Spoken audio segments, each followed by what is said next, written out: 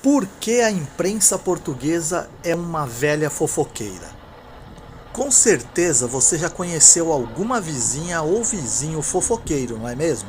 Daqueles que passam o dia a cuidar da vida de todo mundo que passa pela sua porta.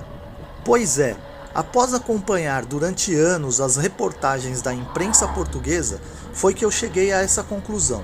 E é muito difícil não notar isso diante das péssimas matérias apresentadas. E por qual motivo eu cheguei a essa conclusão?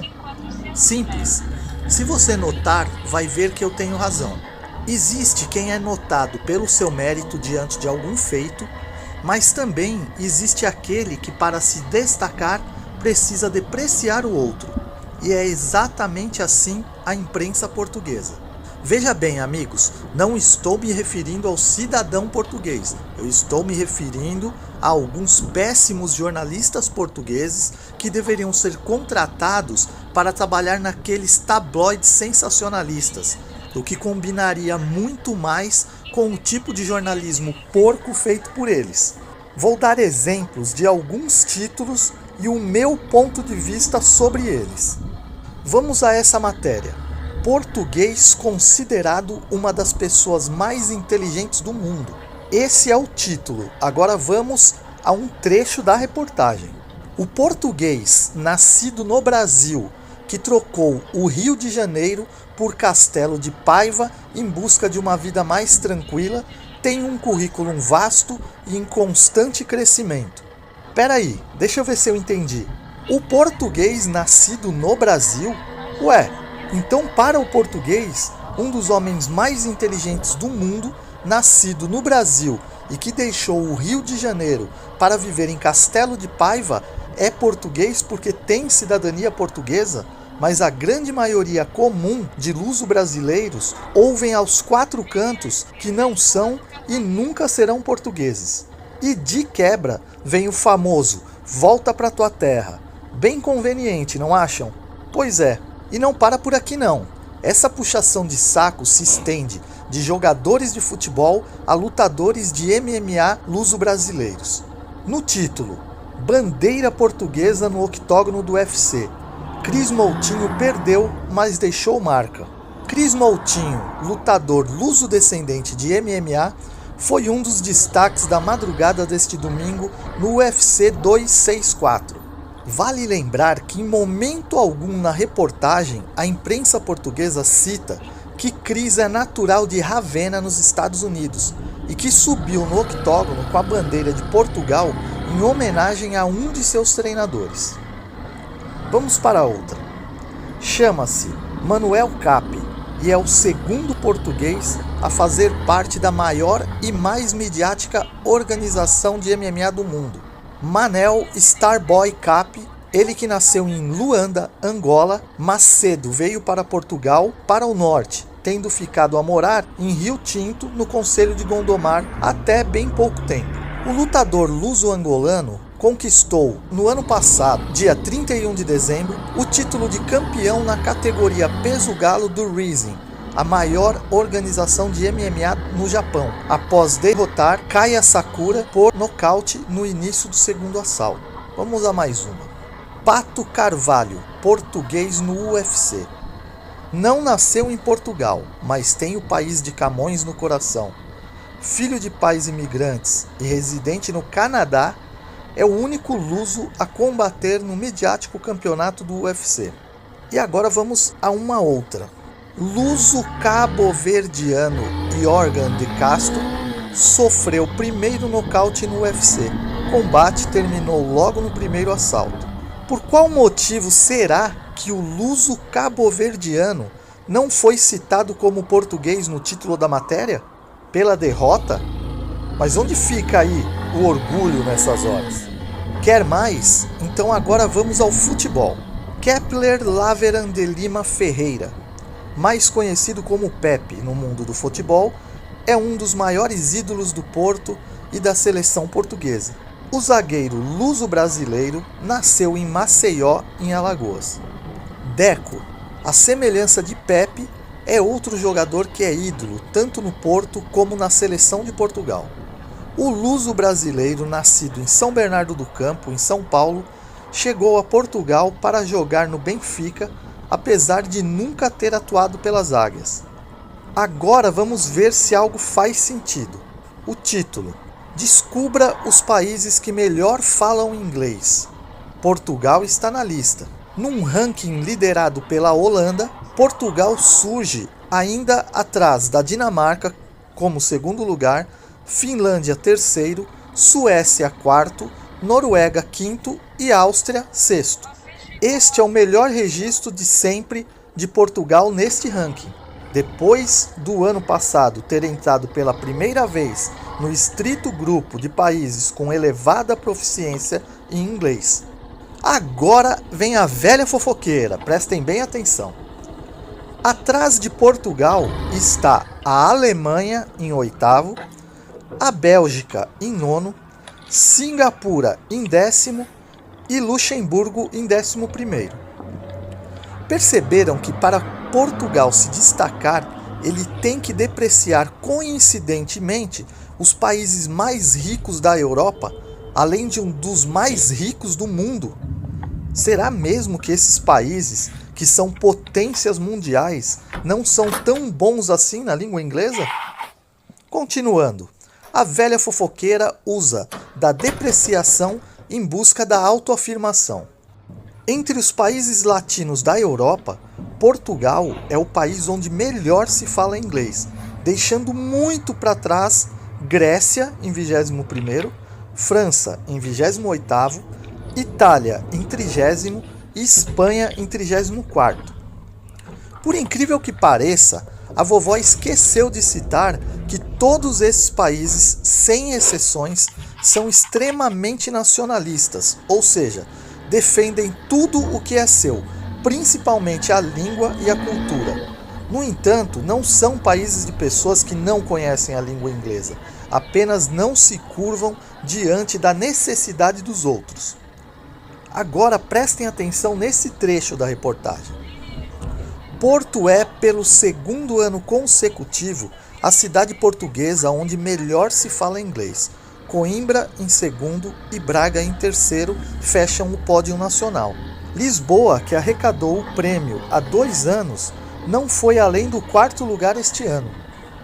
Agora vamos aí à minha análise. Se no ano passado Portugal entrou para este seleto grupo de países pela primeira vez, como o Porto é pela segunda vez consecutiva o lugar onde melhor se fala inglês? E como explicar que Lisboa arrecadou o prêmio há 2 anos se o Porto foi considerado por 2 vezes consecutivas o melhor lugar que se fala inglês? Me explica aí, galera, pois eu estou bem confuso com essa reportagem. Mais uma aí da velha fofoqueira, hein? Portugal é considerado o melhor país do mundo para trabalhar remotamente. Pessoal, de verdade, não é desmerecendo Portugal, mas com tanto lugar no mundo, será mesmo que o português acredita em tudo que lê? O mundo é muito grande. Além disso, tem quem prefira ilhas paradisíacas na Tailândia, na Polinésia, Capri e tantos outros lugares tão calmos e bonitos para um trabalho remoto. Mas o que acontece de fato em Portugal? Uma vez, conversando com 2 senhores portugueses, já de uma certa idade, não somente um deles, mas os 2 me contavam sobre como as coisas são em Portugal. E eu apenas ouvi. E com isso eu pude notar que existem pessoas muito distintas, assim como em qualquer lugar do mundo. Eu aprendi bastante com esses senhores, que me falaram da falta de interesse que muitos portugueses têm em trabalhar. Me falaram principalmente daqueles que vivem de herança familiar, onde muitas vezes o avô de 90 anos é ainda quem sustenta não só os filhos, que nunca trabalharam, bem como ainda sustentam seus netos e às vezes até os bisnetos. Confesso que eu também adoraria não precisar trabalhar, sendo que se pode viver de renda. Para mim isso seria o auge da qualidade de vida. Me contaram também daqueles que não vivem de herança, mas das dívidas bancárias, o ponto mais comum e corriqueiro de muitos portugueses que vivem a pagar dívidas de um banco com empréstimo de outro banco e assim por diante. mas ostentam carros de luxo e um status custeado ao longo da vida pelos seus empréstimos e financiamentos. Até aí, não vejo mal algum, mas para mim foi uma surpresa saber disso. Me contaram também que muitas vezes, como comerciantes, eles não conseguem financiamento nem sequer para reformarem seus próprios estabelecimentos. Mas o incrível desse bate-papo foi que um deles me contou que ele mesmo não conseguia empréstimo por ser um trabalhador por conta própria, mas que uma de suas funcionárias, em seu primeiro mês de trabalho, comprou um carro novo financiado através do próprio contrato de trabalho que esse senhor oferece. E a indignação desse senhor se dava pelo simples fato de que o seu negócio não era suficiente para que ele levantasse um empréstimo junto ao banco, mas o contrato de trabalho oferecido por ele mesmo, como empreendedor à sua funcionária, tinha mais valor que a própria empresa.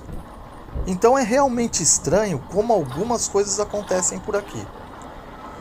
Eu acredito que no fundo a imprensa portuguesa tem uma enorme parcela de culpa, pois já percebi que as coisas aqui em Portugal funcionam como na Coreia do Norte, onde o governo impõe uma verdade que é disseminada pela mídia através de jornalistas que sofreram de alguma lavagem cerebral ao longo dos anos e que literalmente não enxergam as coisas como elas são ou como deveriam ser, mas apenas o que os assessores de imprensa usam para continuar doutrinando o povo, que não é passível de mudanças, o que acaba dificultando o crescimento do próprio país.